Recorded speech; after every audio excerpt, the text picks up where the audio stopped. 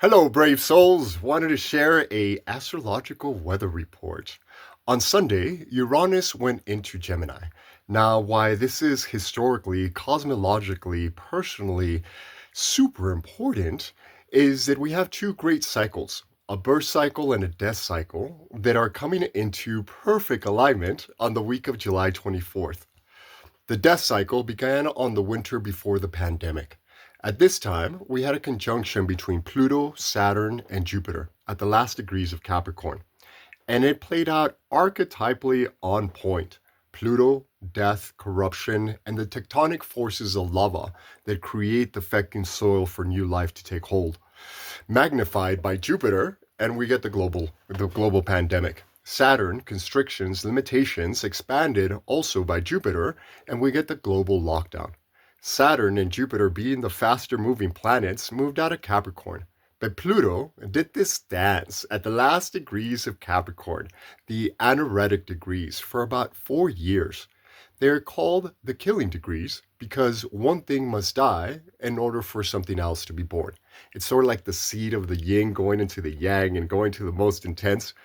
During this time, what I experienced and what I heard from loved ones was an extremely challenging time filled with loss, sadness, anger, frustration, and all the other dark, challenging emotions.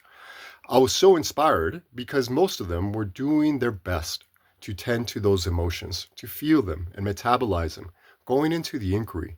Where is this leading me? What is this teaching me?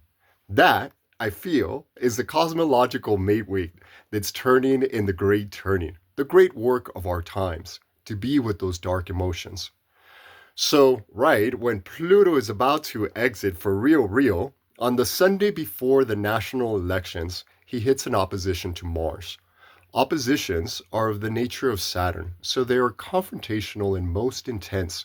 Mr. Dump perfectly embodies the negative possibilities of this archetypal combination: the abuse of power, desecrating the land, oppressing the people, and oppressing to gain his own power and wealth.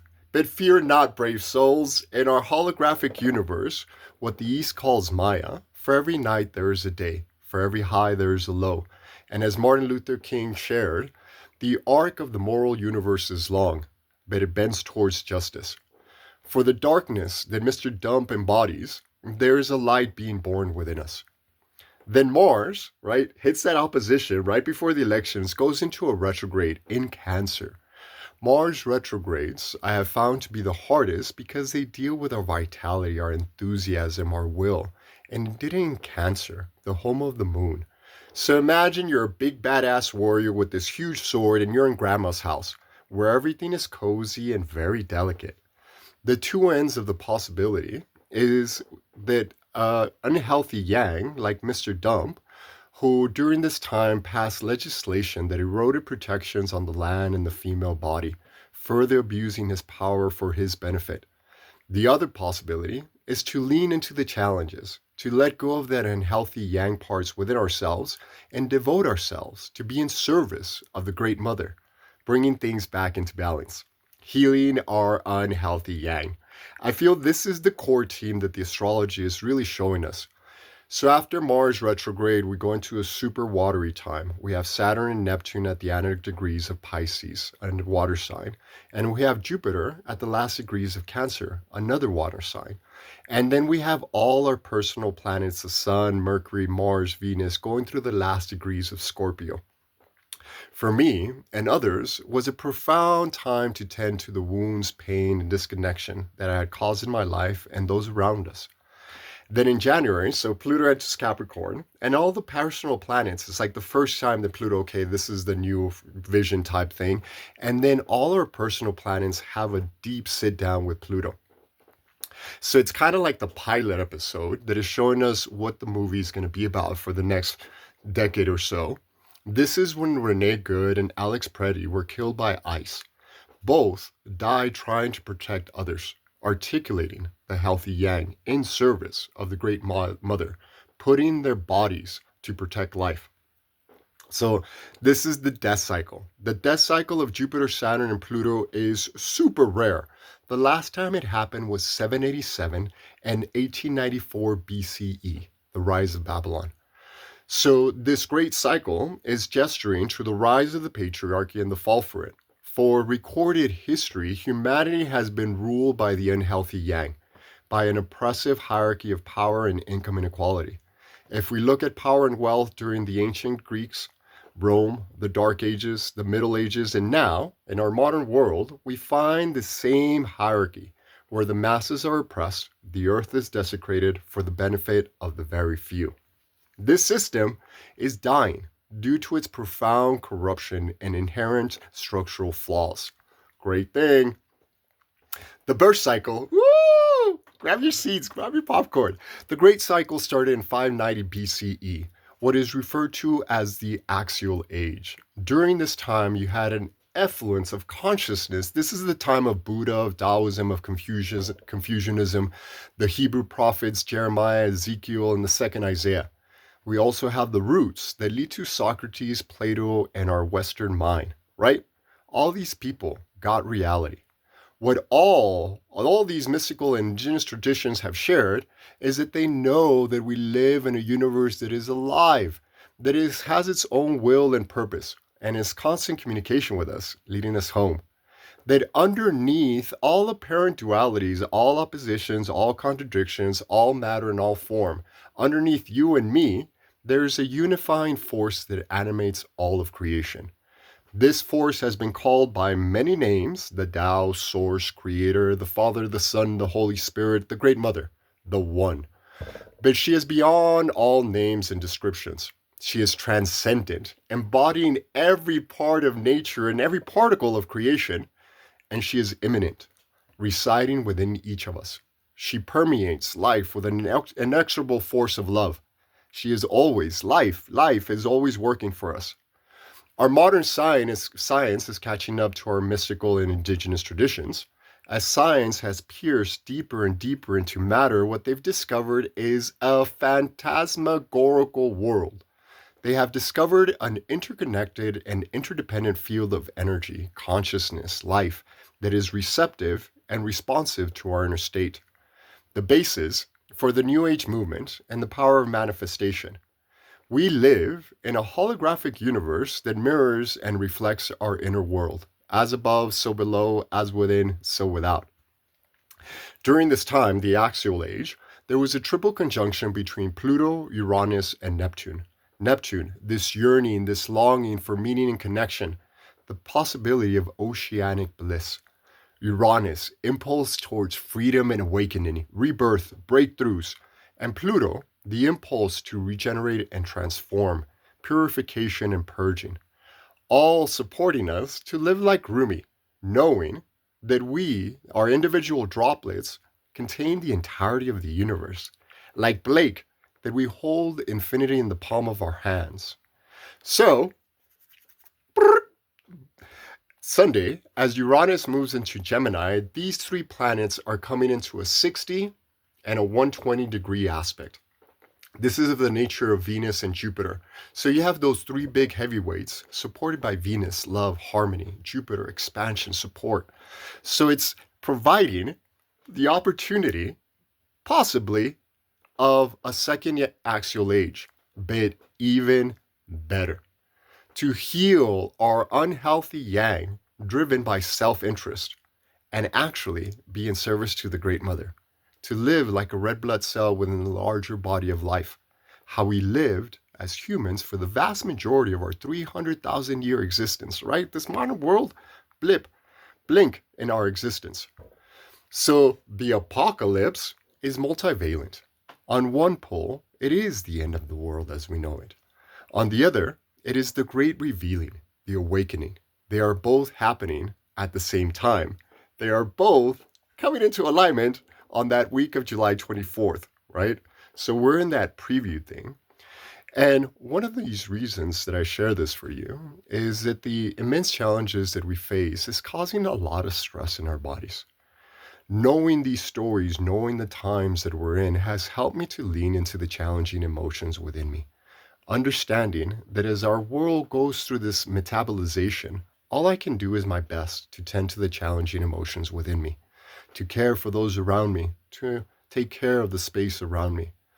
This is the wisdom that has been shared throughout time. In our holographic movie of Planet Earth during the Great Turning, we are in our favorite scene. You know this scene. It usually comes near the end when dark and nefarious forces threaten everything that is sacred and essential to life. The main characters seem broken, overwhelmed by the enormity of the forces against them, seeing no way out. This is when we're at the edge of our seat, feeling there's no way that the good people are going to be able to find a way. This is when Jake Scully in Avatar is kicked out of the Na'vi tribe as the humans and the machines threaten the Tree of Souls. This is when Ken and corporates have taken over Barbie's realm. This is when the machines are at the gates of Zion. At this point, the main character faces a critical choice to either continue a perilous war with the outer enemy, witnessing the destruction of everything that they love and cherish, or they find the courage to descend into their innermost cave and face their unconscious limiting stories about the world, who they are, and what they're capable of. If the main character is able to metabolize their old way of being and looking at the world, they go through a fundamental transformation, evolving their consciousness and worldview, realigning with the mythopoetic and indigenous forces that orchestrate reality. They become one with the Force, coming to know the spirit of Pandora, the anima mundi. They attune to the pulse of creation. They become enlightened, not as an end state, but a gradual lightening up, letting go of their attachments and aversions to reality, allowing them to ride the roller coaster of life with ease, grace, and playfulness. This gives them the resolve and unshakable courage to do their best, trusting the screenwriters, the programmers of the field, accepting and working with it with what is within their control, focusing their energy on what they can control, living out their destiny, trusting life and trusting themselves, responding to life and having fun. Wouldn't that be cool? As challenging and confusing and somewhat overwhelming as our situation is, the way out is simple. Will we continue to fight a perilous war against the other? Republicans, Democrats, those dumbasses on social medias, or will we do the great work? To descend into our innermost cave, face, metabolize, and integrate our trauma, to free ourselves from the prison of our minds, reclaiming our sovereignty and agency, healing our unhealthy yang. I believe, dear brave soul, that we chose to incarnate into the holographic world of planet Earth during the Great Turning. So back to the astrology and the Great Turning, we got Neptune and Aries, right? Last time that happened was the Civil War. We have a conjunction between Saturn and Neptune at the first degrees of Aries. The last time these two planets were conjunct was in 1989, the fall of the Berlin Wall and the end of apartheid in South America. Massive structures that seem carved in stone, unbreakable, dissolving overnight.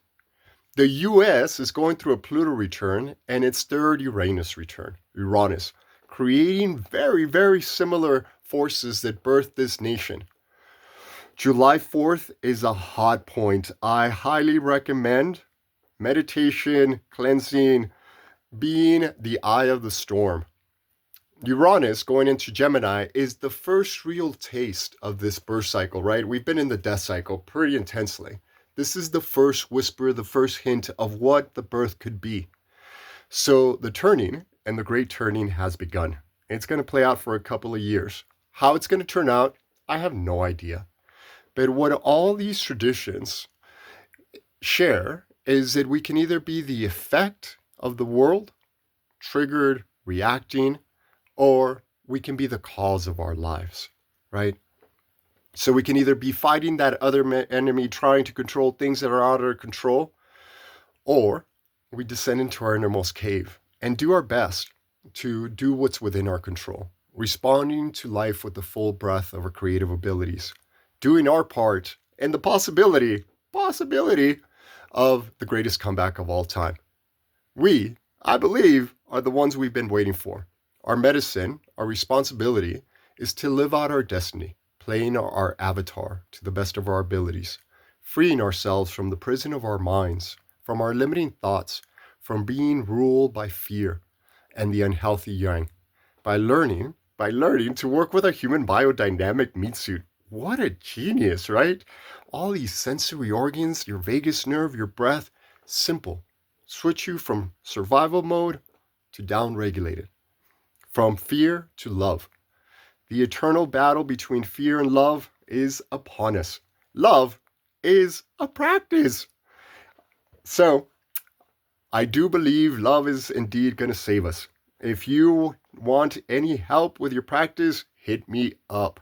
Hope you're having a beautiful day. Yar.